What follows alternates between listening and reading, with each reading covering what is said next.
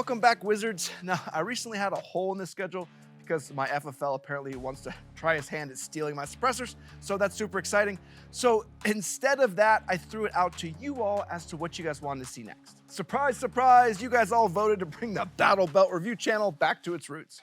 So today we'll be taking a look at the Shaw Usurper Belt V2 and go over all its features. Now, I think I should preface this. I've actually had this belt from release, and myself and a bunch of other viewers were so excited about this that we got all together, we ordered all on day one, and then we were sending each other messages like, tracking each other's packages as to when it was gonna arrive and everything else. We were completely excited about this whole belt.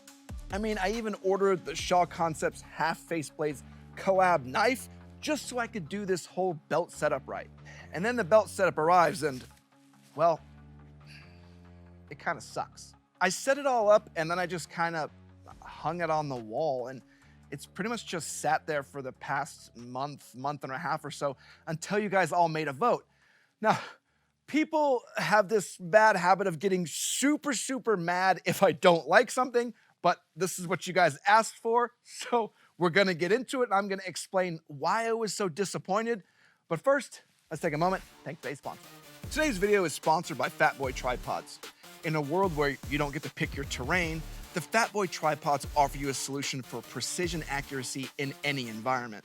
With the inverted legs of the Elevate tripod, you can loosen and lift to set your height with the Levitate head, giving you tension adjustments with just a flick of a wrist to set you up for whatever perfect shot you need.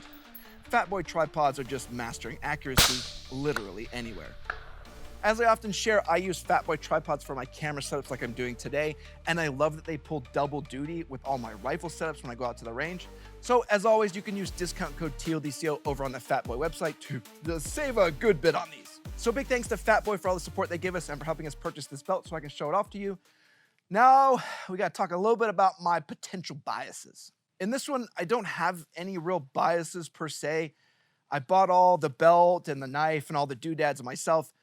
Dynamic Principles did supply us with these Cantable mag pouches, along with RTS for the medical and Bull for some other stuff. And I think those extra pouches and other pieces are probably the only thing good going on here. I will share that I have met with the Shaw team at SHOT Show in the past, and we've done some videos, but conversations with them are quite rare. So I don't think I really have a bias per se. I mean, not that I'm aware of. But I do want to share two things. Number one, I'm going to look at this from a more civilian-centric perspective.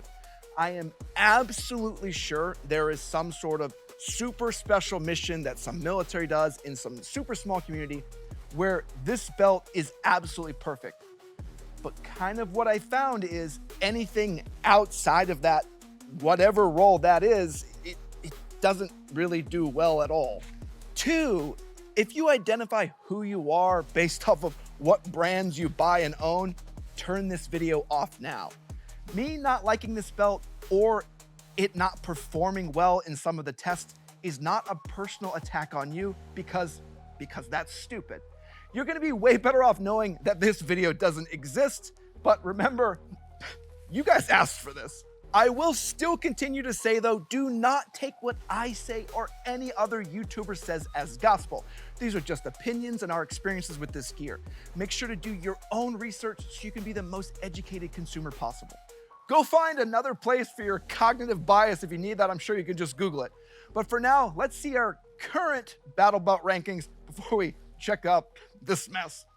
Looking at our belts, we have the DM Mech belt and HRT leading in the Generation 2 Tegra style belts, the Agilite Magnetics in the Generation 1.5 hybrid style, and the Lead Devil in first place in that Legacy Generation 1 style belt.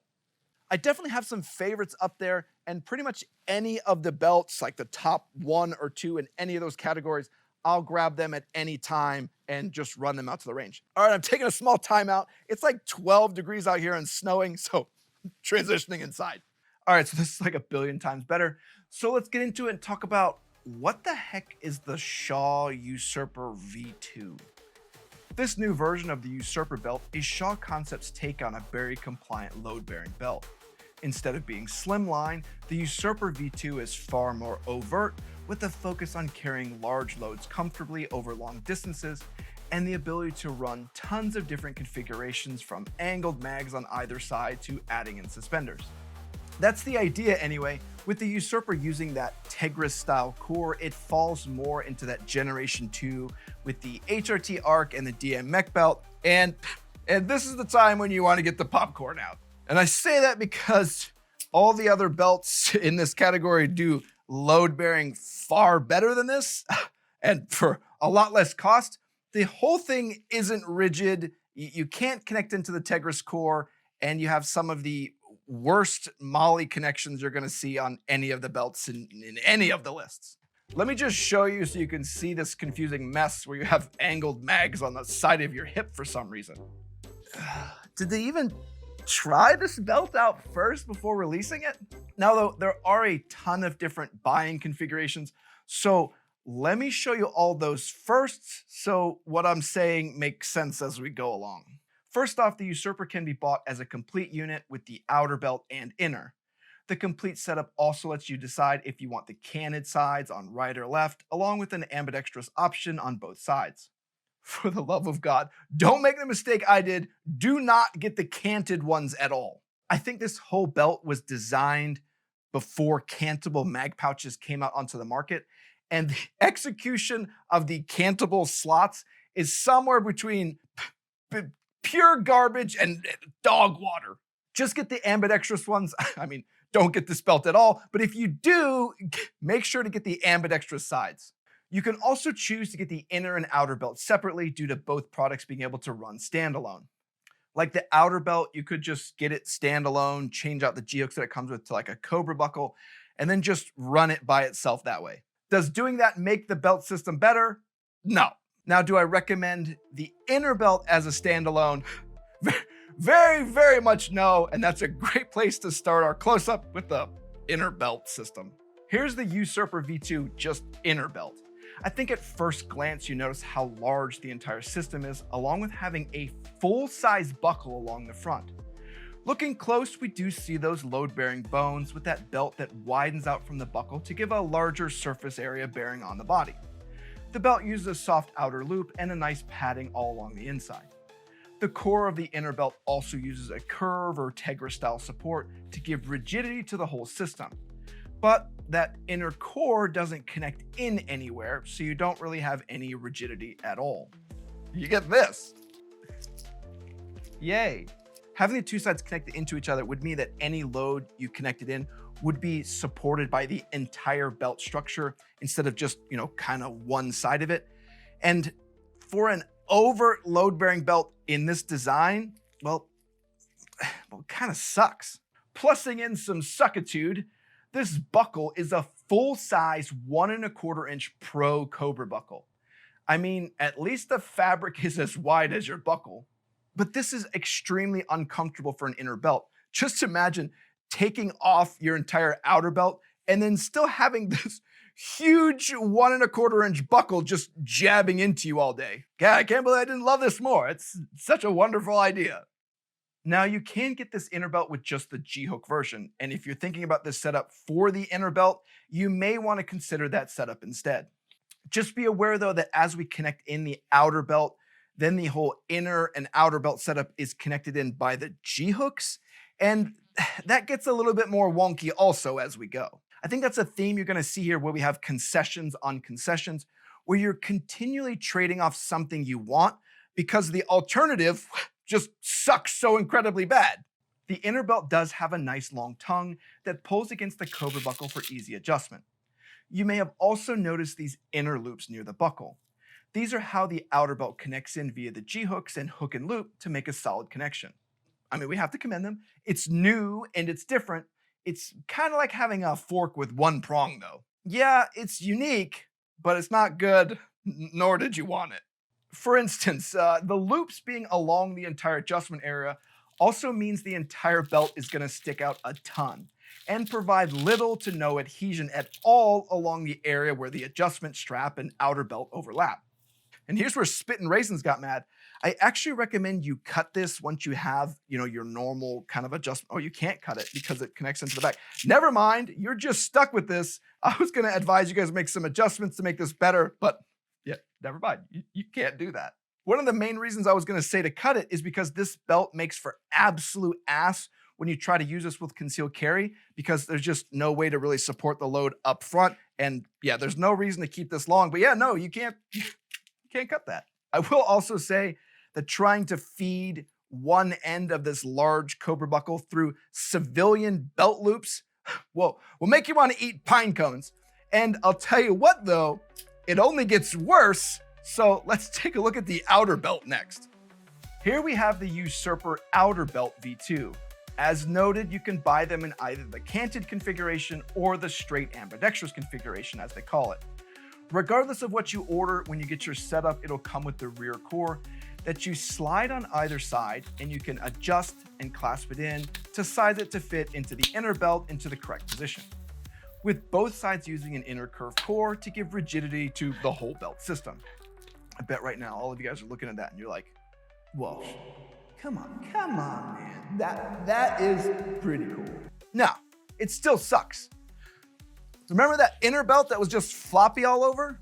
Well, the outer belt has a G-hook on either side that connects into those inner belt slots, but nothing connects into itself. So whatever rigidity the overlapping curve gave you is now completely gone.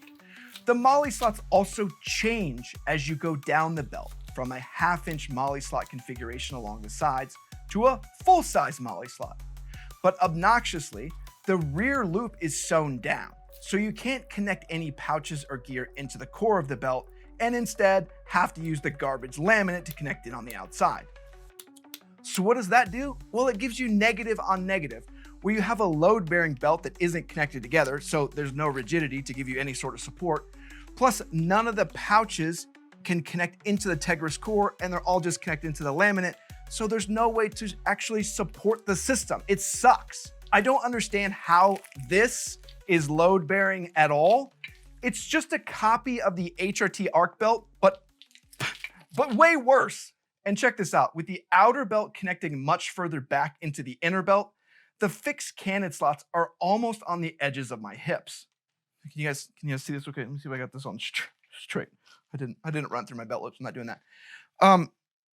Having canted mag pouches over here, all the way on the outside of my hips, is pretty stupid. I don't know why in the world I would want to have this. I like to have them closer to my groin, so it's a quick, easy reload. Like you can see some shots of me doing this, and make it easier. Way out here, this does nothing for me to come all the way out here and on the way back. What's the point of this all the way out on my hips? The idea is for ease of movement. This is way more movement than just standard vertical mags. Like as you get from center, you angle them, and as you get to the outside of your hip, they go vertical again. Having it out here angled is not what you want. You'd want it vertical here. This piece needs to be moved far more inside of the body in like this position. And it's why I say to buy the ambi outers instead, as the cantable mag pouches from Dynamic Principles are far smarter because you can adjust them than having this fixed angle and position. It really seems like all these angled bits were a solution to a problem that Dynamic Principles already solved. Now, you guys have may seen what I've done, and some of you out there may say like, oh, Walsh, just offset it so you can have the cantable pouches in the correct position that you want them to be. And yeah, that totally works. I mean, it doesn't actually work because I'm in the last slot for the holster also because it's so far back, but it really doesn't work when you also add in the suspenders. I think these suspenders are the only part of this that could be considered load bearing, and the problem comes in as they only connect in one position on the very front of the belt. And here again, we find ourselves talking about concessions on concessions. Yeah, you can wear the belt any way you want to. You can move those cantable pouches, but then you can't use the only part of the belt that actually is load bearing. I also want to note that if you wear the inner belt as a daily, but then need to throw on your outer belt, connect in the clips and hook and loops, and then don your suspenders, good Lord, you're going to have the worst day of your life. That absolutely sucks. And what you're probably going to do is just keep it all together as one unit, so you can just throw it over your shoulders and connect it into the front. But then that means, kind of like how I have it set up here, that the middle of the belt just travels all over the place. Now, I'm certainly no expert, no level 100 wizard, but I would coin the term of this as sucking ass. But good Lord, that's the whole belt, and it took forever just to explain how the whole dang thing works. Now though, let's go over some of my loadout, because there are some really good pouches and equipment that's on here that I want to show you. So let's take a look at this. I mostly added in the loadout part to this video because I don't want to do another video on this belt at all. At the front, we have our Cantable mag pouches from Dynamic Principles with our 2011 inserts to fit these bull mags better. Then we have our Dynamic Principles Cantable rifle mag pouch in multicam also, and here you can see how I put in a small angle to it in order to make it customized more to my frame and my grip. Moving back, we have our half face blades Shaw concept knife collab that has sat on my desk for like the last 5 months. Now you may wonder, do I want a knife almost on the small of my back? No, I do not. But the Shaw collab knife doesn't fit in the normal slots, and hell, it doesn't actually fit on this belt at all. You know what does fit? A bull knife. I think at this point we should all let out a collective gasp for having a knife that actually fits on the belt now. It should be noted, because I hate this, that you also can't use the buckle slots to mount gear, as the buckle is completely in the way. On the rear, we have the RTS Rapid Deploy IFAK that comes included with an awesome set of organized medical gear. I've really been pretty impressed with those kits, and they take a lot of the guesswork out of putting together your own medical IFAK. So I'm hoping to show you more of that super soon. Keeping going though, we also have our Dynamic Principles Pimps pouch to add in our Leatherman. And then we have our Bang Hanger Shaw Sidekick V3 leg strap to add in articulation, a Safariland holster QLS system to hold our Bull Armory Tac Pro 4 1/4.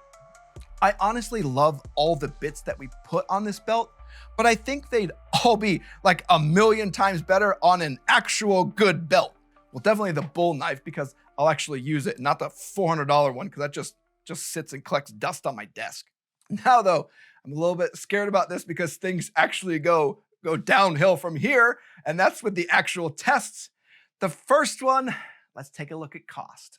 The Usurper V2 at $250 is a bit goofy, particularly when it's just a worse version of the ARC belt at $150 that has a far better inner and outer belt setup. I mean, it's got some fancy features on here. They're just not executed well. And it's one of those true situations where you pay a whole lot more for significantly less functionality. Now, there's a good question though. Does the added cost add any extra load-bearing capability? No, absolutely not. And it leads into our next category of ease of pouch attachment, and this sucks real bad. With the design of the belt, the pouches have to be connected into the outer laminate because the loop is sewn down or the doubled over sections are just too wide, preventing you from connecting pouches into the inner core of the belt itself. So apologies for repeating this, but I just want to send it home. It's load bearing, but you can't connect any pouches, any of your actual load, into the Tegris core, and instead you just have to use the crappy outside laminate. I don't get it. This is also why you do not get the canted version. The canted slots have no way to connect into the Tegris and have very loose laminate along the outside, meaning you have this pouch that flops all over and is stuck in the single configuration on the side of your hip. Saying that you're load bearing, but then having no way to use the unified structure of the actual core itself, well, it's continually confusing me because that makes no sense. Now for the next category, there's at least options, which is nice, and that's buckle style. The inner belt comes in both Cobra and G-hook, but you can't swap these out. So you end up with an inner belt that's usable standalone with the G-hooks, but sucks with the outer belt, or an inner belt that sucks horribly by itself with the huge Cobra buckle, but works better with the outer belt system. I just say to use the Cobra buckle because the inner belt isn't anything good at all, and you definitely wouldn't be using it by itself. Hell, I'll be honest, I don't even recommend using this inner belt for the outer belt that it's designed for. Now, the outer belt buckles can be swapped out, so you can change the G-hook to a Cobra buckle style to use this outer belt with the different inner belt in a more legacy style. But again, the two sides don't connect. So you basically paid an extra $40 for a worse version of the Wilder lightweight belt. Like every time I turn around, I can't even figure out what this belt is doing. All right, the next test is weight. Oh, I'm sure it's just gonna do wonderful. I kept it all loaded up in its load-bearing configuration because I think that's what this belt is designed for, and it weighed about 1 pound, 1 ounce. It's not light, it's not slim, and it's not load-bearing. But, oh God, guess what's up next? Rigidity. Here we see what we just keep mentioning over and over. There's no connected structure to give rigidity to anything, meaning it just flops all over the place. And that design we've talked about before is perfectly fine in a lightweight belt like the Wilder does, and it does it very well. But it makes no sense when you're trying to sell the entire concept as load-bearing. I think a lot of you watching are gonna seem like I'm angry, and I think that's because I was so incredibly excited about this belt, and now I'm just excited to give it away to somebody during one of our live chats. All right, though, next is inner belt design, and I have no doubt you guys know how this is gonna go. Much like the rest of it, the inner belt just doesn't make any sense. It's too large and floppy to be used every day for concealed carry with that huge buckle in your gut all day. But it's not ideally suited for an outer belt either, giving it a solid, I don't want that thing rating. Now, I do love the side adjustment strap, like having all that go over and having that long tongue like that, but having it cover all the actual hook and loop to connect everything in, well, that's brain damage. Now, things unfortunately don't get any better with the next test of the outer belt design. The Usurper V2 does something unique in how it tackles the belt sizing problem by giving you two different sleeves to adjust the belt. But the sleeves use two different molly styles depending on where you place your gear, and none of them connect into the core of the belt, resulting in a very solid, why did you do that situation? And I've continually not understood what they were trying to do here, but you would probably think that was it, but there's one more black eye on this thing, and it's not quite what you would think with the inner and outer belt adhesion. Well, as we thought, this sucks. There is an entire front portion that is connected into nothing and makes the belt feel super loose on the body.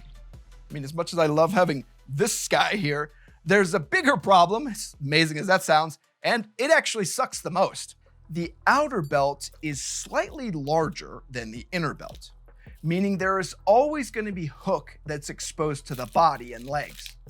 Combine this with the outer belt sitting further outward and being loose in some areas, it makes for a painful experience if you plan on doing any sort of moving or changing positions. I think that's the most surprising thing because that's the part that I hated the most. And it's easily the most uncomfortable belt out of all the ones I've used because it's constantly moving and jabbing me in new and exciting places. But that's the whole belt and all of our tests. And I think you can see why I was and still am so disappointed. So then, let's get into it. What are my final thoughts and rankings? Looking at the Usurper V2, I think I can sum it up in one statement. I don't get it. It does load bearing the worst of all the belts on the list while being the most expensive and overcomplicated. I placed the Shaw Usurper V2 in dead last. This was disappointingly bad to my friends and me who were so excited to try out this belt. And I don't know exactly what happened. Was it too much ego, too many ideas trying to be thrown into one belt? I'm not really sure. But it resulted in a belt that I certainly don't want. But what do I know? Maybe there's some super secret unit out there that wants a belt with suspenders that slides up and down like a body condom though.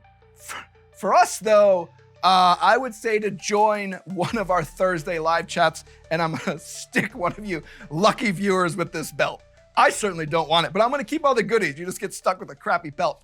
But I hope this video on the Shaw Usurper V2 was helpful in your purchasing decisions. I want to say thanks to all of our Patreon and YouTube supporters. You make it possible we can test out gear like this and give you an honest review so maybe you can save some bucks. And I want to say thanks to everyone that likes, comments, and subscribes. Comment down below, what are your favorite parts about this belt? I want to hear about that, or I want to hear about some other belts on the market that we should check out next. All right, everyone, wash out.